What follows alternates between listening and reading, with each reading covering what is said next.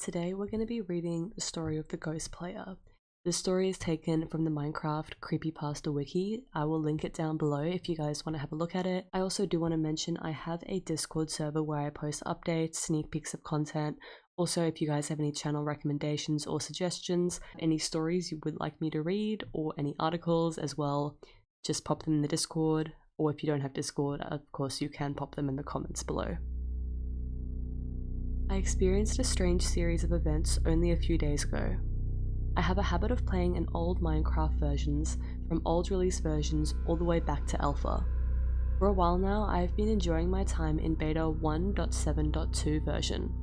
The old piston duplication glitch, the incredibly green grass everywhere and the old textures.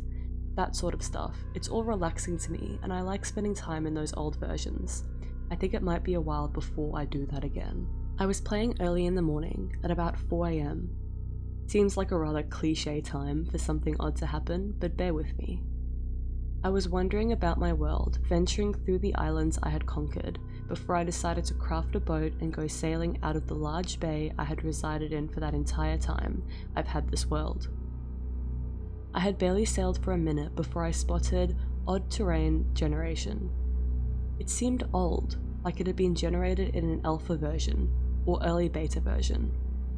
The grass that had been everywhere around my house was non-existent, and the ground was a dead colour. Trees were rare, and random pockets of stone rose from the grassy floor. I thought this was strange, but kept sailing, thinking it was a biome I had not known about that was in beta at that time. Not even 30 seconds later, I saw on the horizon a small peninsula jutting out from the dead land. I couldn't make out what was going on until I got up a bit closer and the fog was cleared. Torches. I knew I was generating new chunks, but there were torches sporadically placed on the land. I was curious and sailed towards the peninsula. Once I arrived, I slowed down in order to preserve my boat, which ended up floating away when I stepped off it. I put my feet on the grass and saw something I had not expected. A hole in the hill. It was a house, patched up with cobblestone, lacking a door or extra amenities. It was a cramped space with a 2-block high ceiling and a single torch on the wall. I was confused yet intrigued at the sight of this home in the rocks. At the end of the home, there was a mine leading down into the earth. It almost seemed exactly like a player had created this, but the world was never multiplayer and these chunks were loaded fresh as far as I know. After thinking for a while, I became slightly uncomfortable. Despite this, I decided to venture into the mine anyway. I couldn't see a name tag or a sign of the player, so I knew I'd be fine. The stairway led into a cave system filled with cobblestone bridges across gaps and holes where ores had been mined. It was everything you'd expect from a normal mine. After looking around for a minute or two, I decided I wanted to head back to my home before I got lost. As I exited the mine, the day was waning, and darkness approached over the horizon.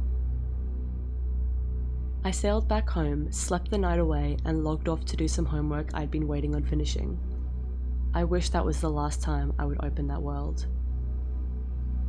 Approximately 2 hours later, at around 6:30 AM, I logged back into the game. By this point, I was still thinking about my weird findings, but not much of it.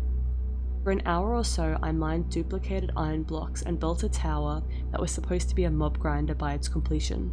I was watching some YouTube videos while absent-mindedly digging up some duplicated iron blocks when I noticed all of my wheat at my farm in the distance had been broken. Some of the dirt and grass replaced a few spots where the land was tilled. Back in that version, simply stepping on tilled land could break it. I had sworn that I had planted wheat over there a few hours prior, and that I hadn't touched it since. I went to check it out and came to the conclusion that the animals around the area had stomped it away, and the wheat had just despawned. It was the best I could come up with at the time. I went back to mining iron blocks. A few minutes later, when I went to the building to resume its construction, 4 blocks had been broken in one of the corners. I was getting weirded out as there had been no creeper explosion there and Endermen weren't even in the game yet. I just thought that I had mined these 4 blocks, and my sleep deprivation had fuzzed my memory slightly. That didn't stop my unease. I really should have just taken the hints and deleted my world right then, but I didn't. I continued to play for another hour without anything happening, when my brain suddenly clicked into gear, and I thought that the weird house I had seen earlier might have something to do with this. Some sort of world merge maybe? Or a hacker. I don't know.